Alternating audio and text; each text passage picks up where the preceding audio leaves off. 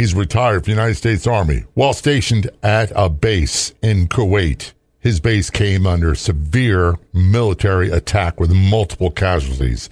Turns out the attacker was one of their own. He's here to tell his story on the Law Enforcement Talk Radio Show. Welcome to the Law Enforcement Talk Radio Show. In the Law Enforcement Talk Radio Show, we are joined by special guests talking about their experiences, the realities of investigating crimes, plus those who have experienced horrendous trauma. Police, first responders, military, and victims of crime share their stories. Hi, I'm John J. Wiley. In addition to being a broadcaster, I'm also a retired police sergeant. Be sure to check out our website, letradio.com, and also like us on Facebook. Search for the Law Enforcement Talk Radio Show. Don't you hate when they do the bait and switch on you?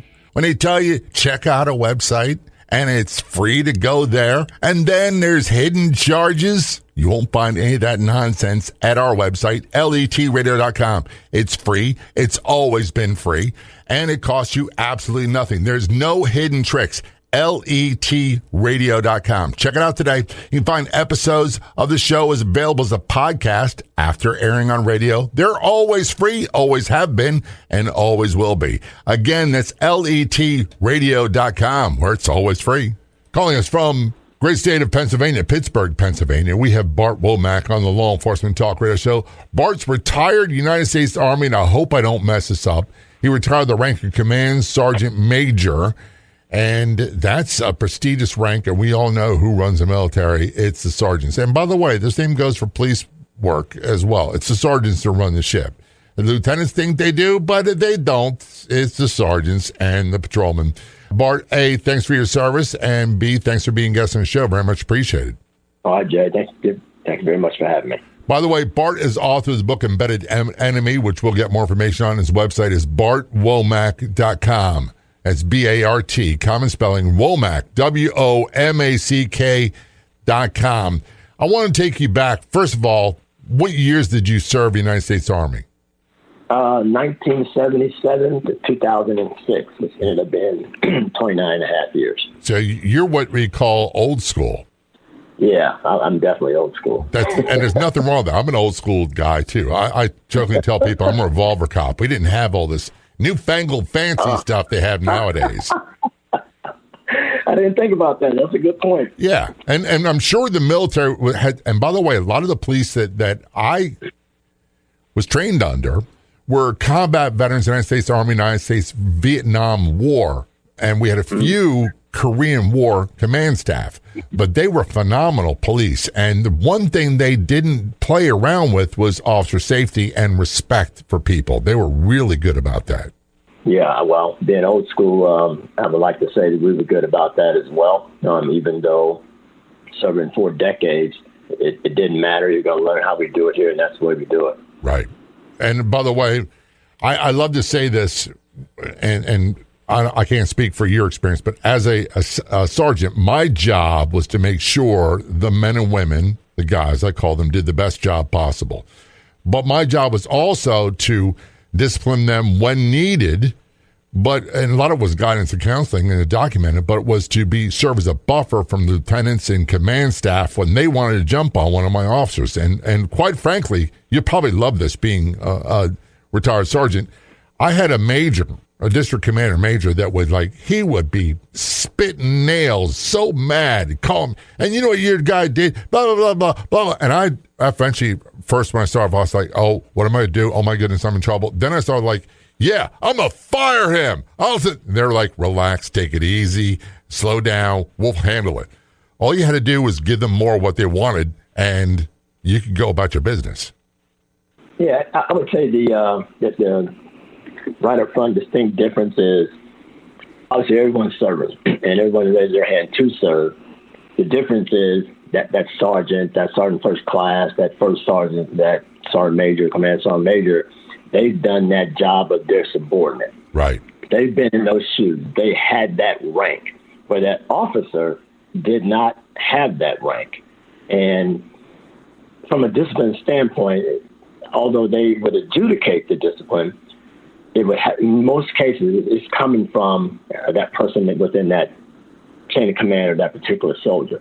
So you weren't able more, I would say, to protect them when that needed to happen, but also to inform the commander of what needed to happen. So from a recommendation standpoint, but they pretty much stay out of that particular business of discipline because they know that the NCO Corps is taking care of that. Right. And by the way, I got to point out a big thing you said. And one of the differences between police work and military is that the officers never served at the rank that their underlings did.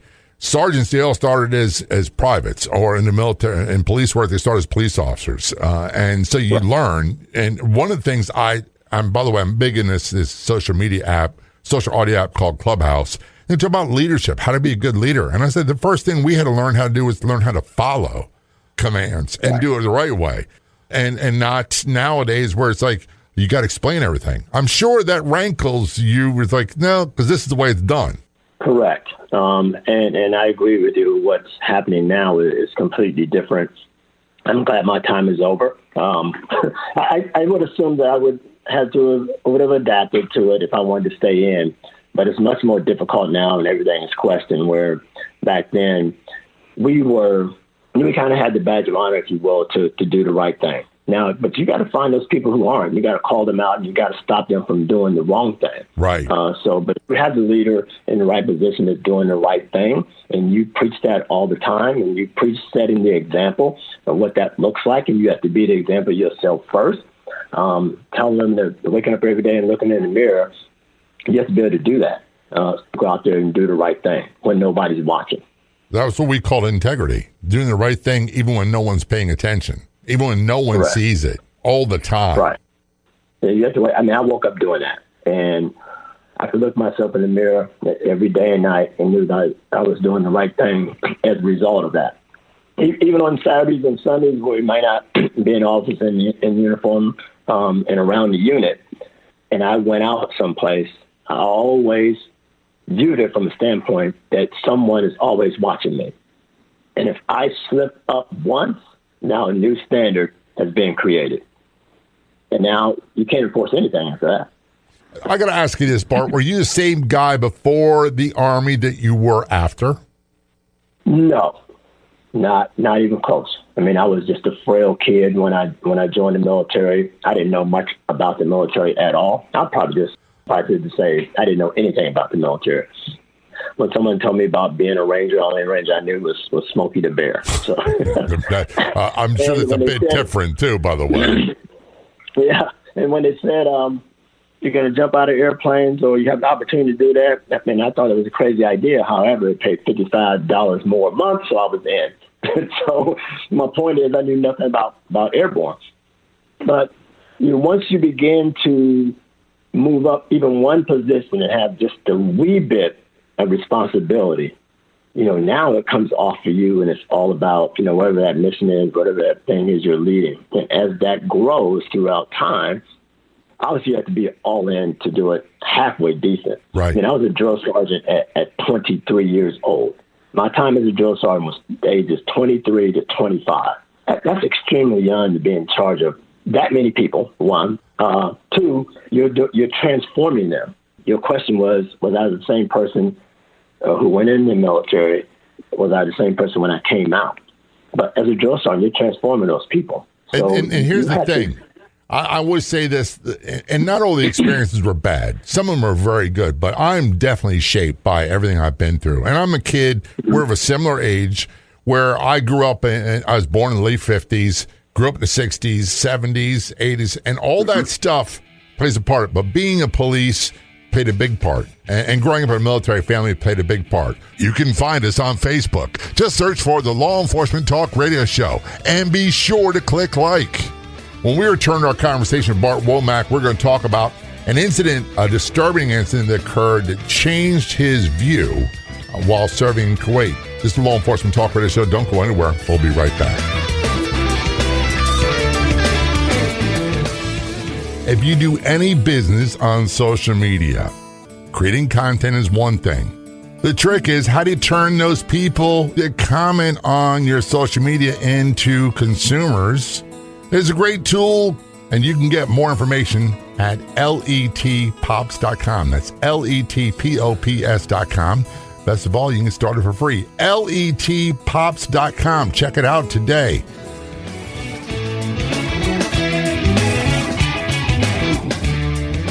Reconnecting with Bart Womack on the Law Enforcement Talk Radio Show. Bart's a retired United States Army, and I'm going to see if we get this rank right. He retired to the rank of Sergeant Major, Command Sergeant Major, and part of his service in the military, United States Army. By the way, he wrote the book Embedded Enemy.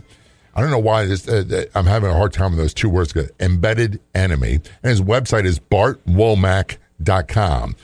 Bart, your career, we said earlier in the military, you were not the same guy when you went in the Army that you were in the Army and you are now. And that's good that we all progress. But you were relatively young as a sergeant, and that was a big change for you. But then being a drill sergeant and getting people prepared for basic infantry duty, all that stuff, I'm sure that was a major task for you. But then you got deployed. And what rank were you when you got deployed to Kuwait? Well, for this particular deployment, I was Command Sergeant Major. So I was in charge of I was in the 101st Airborne Division of the 1st Brigade Combat Team, Command Sergeant Major. That's a heavy-duty responsibility. And for those who don't, and I'm not an expert in military ranking or United States Army, the Command Sergeant Major is in charge of all the non-commissioned officers and all the enlisted men and women. Am I wrong? You are not wrong. So when the old saying that we used to love when I was a cop and from a U.S. president, the buck stops here. You have ultimate responsibility for what happens on that base. Correct. I would always tell my leadership above me and below me that my name is on the sign.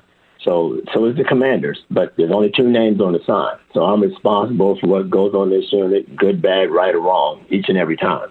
So it's my job to either mitigate it from the very beginning, guide it, lead it, and all those things to make it work, because it's going to be my responsibility by virtue of my name being on the sign. And part of that responsibility is we're responsible for the behavior of those under us, but we're also responsible for their lives and their safety. And that's a personal obligation, and I'm not casting aspersions on you, that I carried very seriously. I'm sure you did too. Definitely. And Kuwait, when you went there, that was in preparation for, is it the war in Iraq? Correct. Yeah, that was our intermediate staging base. We probably got there about a month prior-ish before we had our orders to cross into Iraq. I was there a total of, I think about 24 days before we crossed over. And even though it was a rout, we'll just say that. For those who don't know, you can do a Google search on the war in Iraq, and it really was an old-fashioned you-know-what. It was not even close. But there were American casualties, and it was armed combat. There's no playing around with that. Correct. So what we didn't expect is while we were in Kuwait there, on March 23rd, 2003, the early morning hours, grenades are going off, gunshots are going off. But before it became multiple gunshots and grenades, I was in my tent there. It's about 1 o'clock in the morning. Now it's Sunday morning, and I am watching Tiger Woods play golf. I'm a big Tiger Woods fan, and it was probably close to this week right here, even though not date-wise, the Arnold Palmer Invitational was called the Bay Hill Invitational at that time, some 22 years ago. And Tiger was lapping the field. I was doing bill pay on my computer. Our ammunition just came in that day, later that evening, and I was loading magazines for my 9mm pistol and watching golf at the same time. And the tent flap kind of moved. Now it's March. It's still a little chilly outside, but the wind would blow, and at night you would hear that tent flap move. But that, for some reason, that really caught my attention. And then it did the same thing again, and although I didn't see this object kind of roll to the right side of me, I immediately saw these sparks from it and thought right away that we are in the land of not quite right, and that is a not quite right grenade that's going to explode. Right. For some reason, it's sparking before blows up. Never seen that before, but at the same time, I've never been close to a grenade, that close to a grenade before it's about to go off in the first place. Right. However, I still know that it's some type of grenade. I get up, run to the back of the tent. My commander was back there asleep. This is one of probably the only evening that he had gone to bed that early, which is about 2,200 hours. Now, executive officer was in the tent as well. He was on the side of it. I was sitting down at a table. He was on the other side of the table, so he could see what I saw. So I knew that he was okay.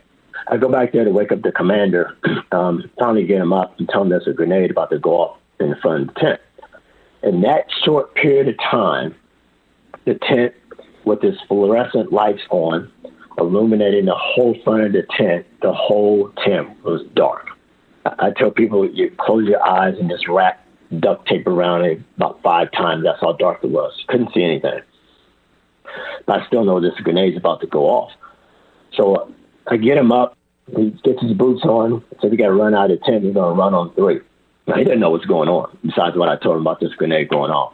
I counted 3 to start running, right straight down the middle of the tent.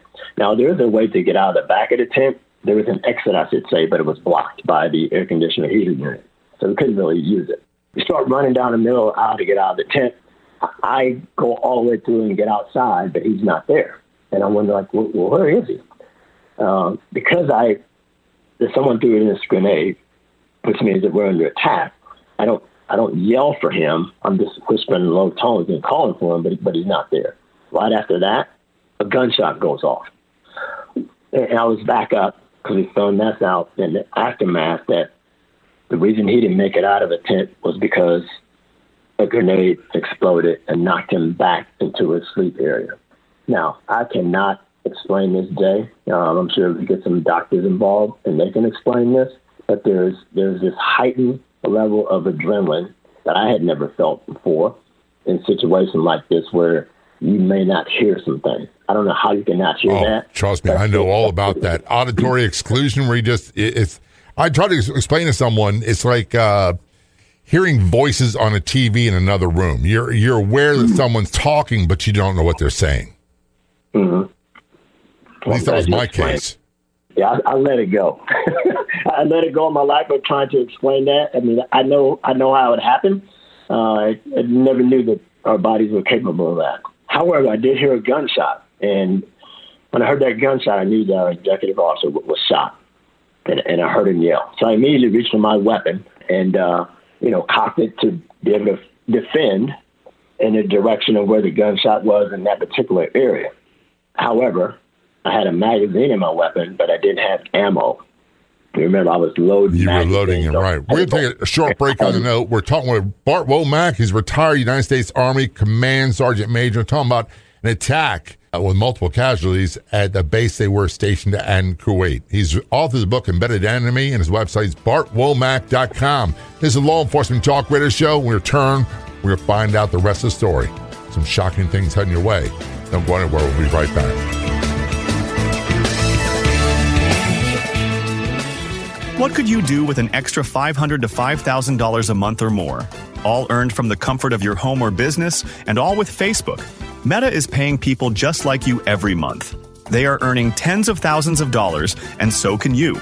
Learn how to create another revenue stream from Meta and dramatically increase your reach, all without breaking your own time bank. Sign up for a free membership at letbreak.com. letbreak.com. That's letbreak.com. Looking for love but tired of the games? Shot at Love is your ultimate playbook for finding the real thing. Written by Carrie Brett, celebrity photographer, podcaster turned dating expert.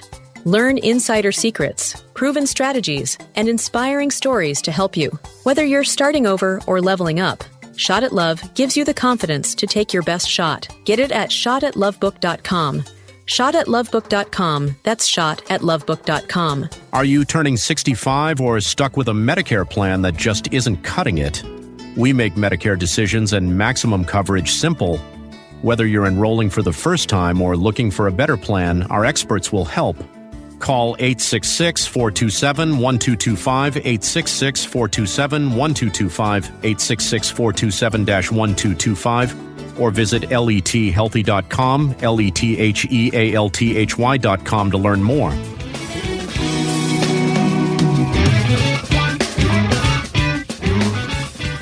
Return conversation with Bart Womack. He's retired United States Army. He retired to the rank of Command Sergeant Major. And he talked about a military attack in Kuwait where they suffered multiple casualties. He's author of the book Embedded Enemy, which we'll talk about later on. His website's bartwomack.com. Bart, I got to return to the conversation. And one thing, and people say this, and I don't have military experience, but when stuff happens, the auditory exclusion, all that stuff, you really can't explain your behavior. You just do what you can. But there's a term that people love to throw around, it's the fog of war. One of the things that I couldn't help but think is, all right, I'm trying to establish, A, is everybody okay? And B, then where's the threat coming from? My first thought in your situation would be, this is the enemy attacking us. Is that what went through your head? No, that's very correct. With not being able to identify anything, So again, I had my weapon out. I tried to cock it. So if you have a magazine in your weapon, especially an automatic with a 9mm, you pull that bolt to the rear, you cock it, and then you attempt to fire. It's just going to go forward. You get nothing. You didn't get the of the bullet being tempered. So I knew I was in. I couldn't defend. I couldn't defend. My comrades that were there, the commander and the executive officer, I couldn't do anything, but we're being attacked, and I can't do anything to the enemy in that posture. So the Protective Operations Center is right behind me. I run to the top, for some reason knowing that they had ammunition, more importantly, a weapon that could produce more firing power than my 9mm. Right. So I run in there asking for an M4 and ammunition.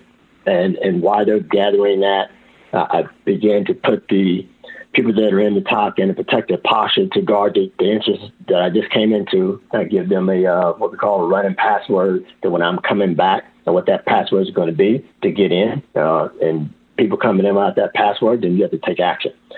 So I finally get the weapon and ammunition. I also add for night vision devices because I can't see. And I go back out toward my tent to look for the commander and executive officer. I approach the tent and I can't find them. They're not there. And I can't see anything through these knobs. By that time, another grenade went into another tent, and that third tent, and a second person has been shot. So I come across one of my comrades who actually challenged me, saying, "Halt, who's there?" I identify myself. He asked me what's going on. I tell him that Major Romaine has been shot. He says, so has Captain Seaford. So at that point, we know we have at least 2 casualties. Now, we haven't begun to see the other casualties that are in the tent. So in the second tent, by that time, there are several wounded in there severely, where they had heard a grenade and gunshot from the first tent, and they started getting up. Well, a grenade explodes at a 15-degree radius. So if you're above it, you're going to be in trouble. Right. If you're below it, you might be okay. Well, the grenade landed right where 2 of our Air Force LNOs were, and they had started getting up. One of them ended up with 83 grenade shrapnel holes in his body, who died later on, 2 days after that attack. In the third tent, again, several casualties in there. One officer was on his way out of the tent, and when he realized he didn't have ammunition, had to go back inside the tent to his sleep area, grab his ammunition, and when he came to go out again, the grenade exploded 17 inches away from where he was. Some throwing him in the air, some assaulting, providing, just devastating wounds to his leg. Right. So now we have several injured, 2 people shot, and we don't know where it's coming from. I go back into the TOC, and I had checked the guard posts many nights. It's a huge camp. It's almost hard to describe. I used to say 10 football fields. Maybe it was half of that. It was ginormous. Almost 5,000 people on this camp. 5,000 of my soldiers on this camp. And no one had seen any sight of any enemy. So I know that something had to have changed in this camp overnight. That's my thought. Right. There's no way they could get in here. Well, if it didn't come from outside, it had to come from inside. I mean, that's your thought process, right? Yeah, well, we haven't ascertained which side it is. We're just thinking outside right now. Right. And I'm thinking something had to have changed, though, because I checked those guard posts, and I mean, it could have gotten there, at least from my observation and inspection. So I learned that 2 interpreters came into the camp. So I said, well, it has to be them. Go find them. So they find these interpreters, and bottom line, they had nothing to do with it. They didn't know what was going on in their pants and everything. So their interrogation just ruled them out. So the search still began for the insurgents. And I said, well, if they are that good, that they can come into this camp, create all this devastation, and no one see them at all, we have poor intel on this war, and we're going to get annihilated. Right. Like, if they're that good, we're going to get tore up. And by the way, your job was to you had ultimate responsibility for the welfare, so you have to look at every contingency. Am I wrong there? No, you're right. You're right. So we continue to look for this enemy. I make a call on the radio to one of our subordinate units, because this is the headquarters. This is the brigade headquarters. You know, we're doing plans and all those types of things. Our infantry, combat infantry units are on the camp. You know, and there's 700-800 plus person battalions. I call on one of them to come over to the top. I say send a squad. No, make that a platoon, which would be about 30 people to help look for this enemy. Because we have people, I mean, they're in a protective posture. They're in bunkers in a protective posture. And then we have this, you know, massive triage operation going on to evacuate our casualties. And FLA, Field Little Ambulance, is on the scene there. We're loading people up and taking them to the nearby aid station that's on our camp. Aid station is treating them, or preparing them, I should say, for flight, as medevac helicopters are coming in to take them to the closest CASH or combat support hospital. That's really just, I mean, once they get in the air, it's a 1-minute flight. It's that close. Right. So while that's going on, the first plane lifts off, taken to the CASH, another plane lands, and when it lands, and by the time the people get loaded up, there's a huge explosion in the sky. I mean, enormous. So now we're beginning to think, well, now it's a coordinated attack. It's not just the insurgents on the ground. They are attacking us from the air as well. It's presumed that a Patriot missile had shot would-be Scud out of the air. Now, I have to fast forward this because we learned later that it was not a Scud, that it was a British torpedo fighter jet returning from a mission. So our neighboring camps could hear all this devastation, these neighboring camps are still part of 101st Airborne Division, and the Patriot battery was assigned, or placed, I should say, located on one of those camps. So they can still hear the explosions going on and the gunshots being fired, and now they see this fast-moving object in the air, and they just presume that it's a Scud and a coordinated attack, and they eliminate it. So now we have friendly fire going on. The search still continues for the enemy. Our commander is concussed a little bit, comes out of that and says we need to get accountability of our personnel. And when he says that, there's a net call on the radio to get that, and we learn that one person is missing, and so are grenades. And we're going to take a short break on that note. Perfect timing. We're talking with Bart Womack, retired United States Army Command Sergeant Major, talking about the attack on a base in Kuwait with multiple casualties. He's authored the book Embedded Enemy and his website, bartwomack.com. This is Law Enforcement Talk Radio Show. We're going to take a short break. I promise you, we'll be right back. Here's your chance to get into the ground floor, to make a donation to make the movie Gun Runner, based off of the true story of now retired police detective Mario Oliveira, who shot 6 times while investigating a crime, died 3 times, brought back to life, was in a hospital for a month, rushed back to work, only to suffer a near-fatal heart attack, and then several months later, a near-fatal stroke. It talks about his recovery, his life after, and more. That's at gunrunnerfilm.com. Again, you can make a donation at gunrunnerfilm.com. Your golden years are supposed to be easy and worry-free. at least in regards to finances. If you are over 70, you can turn your life insurance policy into cash. Visit letsavings.com. That's letsavings.com. letsavings.com. Or call 866-480-4252. Again, that's 866-480-4252 to see if you qualify.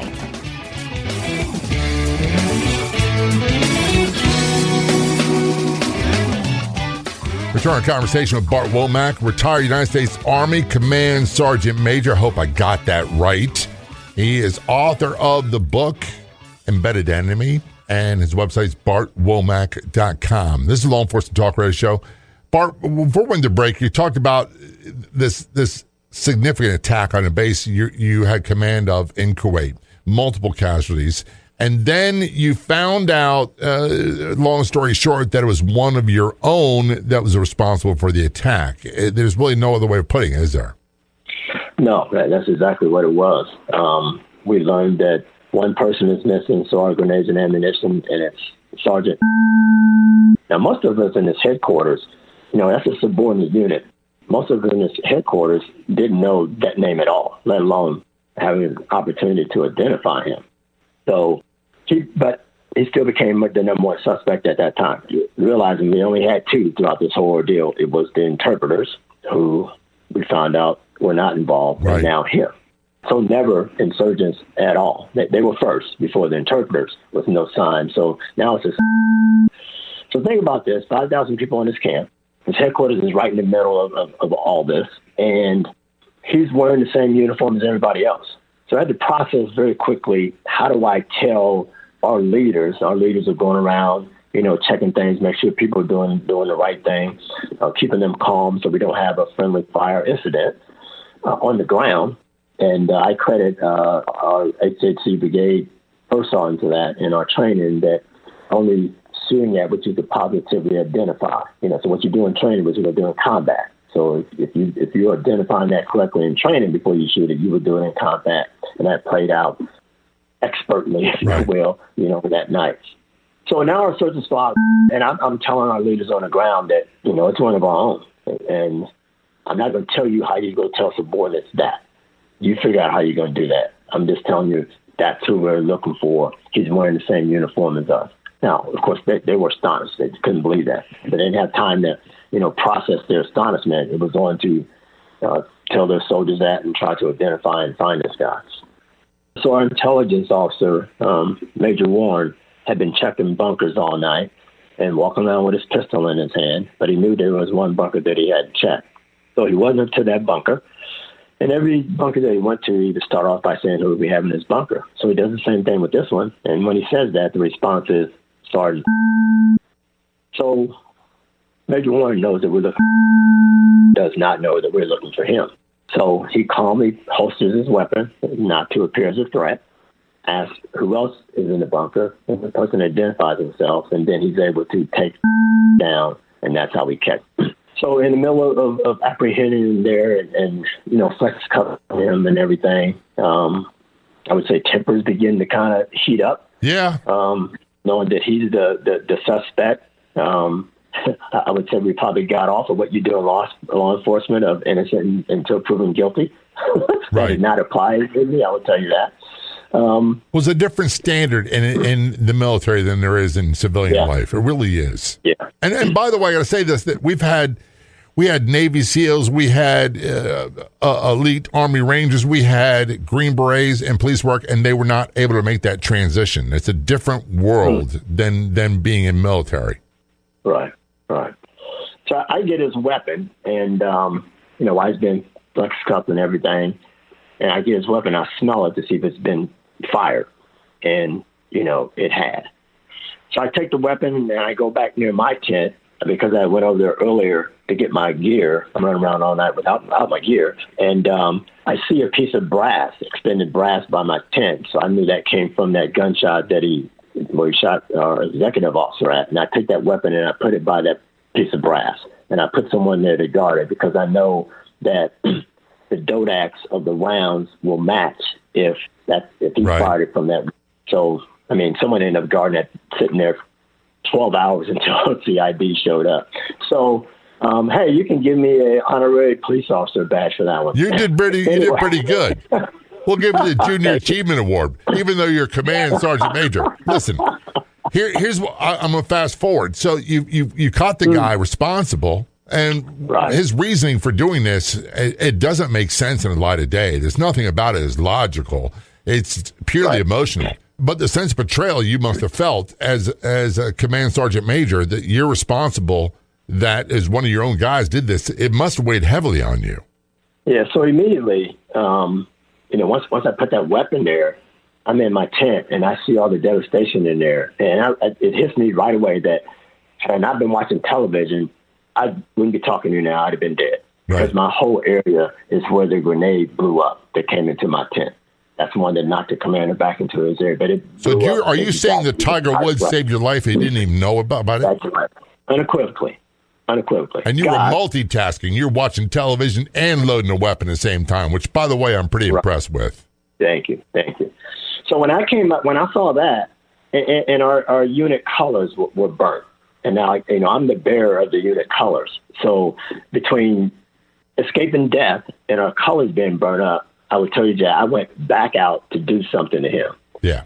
And before I could get to him, I had other people were trying to get to him as well. I ended up holding them back, so they just blew my plan. The right thing, I guess, at all. But that's the way I felt at the time. So when asked why he did it, he said to keep y'all from killing our women and raping our children. Now, I didn't know what that meant at the time. It just did not connect that, based on his faith, that he committed this attack, based on his faith. So we learn, we get way before I moved to the trial and learning his, overall modus operandi here and how far that went back. Trust went out the window. Right. Somebody tried to kill me. They tried to kill others too, but tried to kill me. And I took things to a totally different level. Again, we got 5,000 people in this camp. I had a platoon of our guys that night guard our headquarters from another would-be attack. Because one person said that they thought they saw someone else run away. So that's just a And you got to be prepared. You got to be prepared. Yeah. Right. So is there another accomplice out there? CID ruled it out, but I wasn't taking any chances. Like, he almost got me once, you're not going to get me again. So imagine this. I have 30 of my own combat troops guarding the brigade headquarters and their weapons are facing out, and they're pointing at the rest of the 5,000 people in the camp. So trust for me went out the window immediately.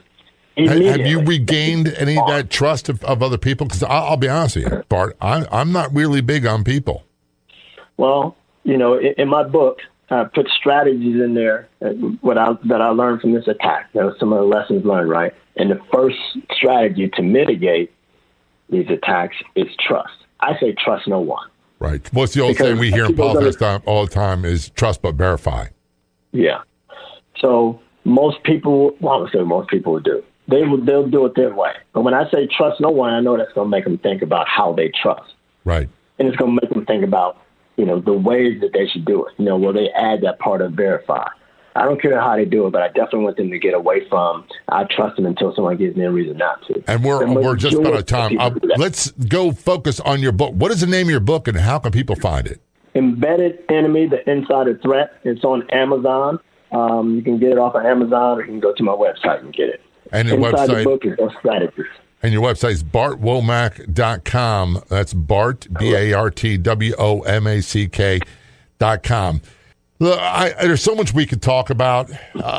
You went through really bad stuff that I know you didn't plan on. You didn't want to have this happen. You still don't want to have this happen, but for some reason you survived. And I want to thank you for your service and for being a guest on the Law Enforcement Talk Radio Show and telling us all about it. Both very much appreciated.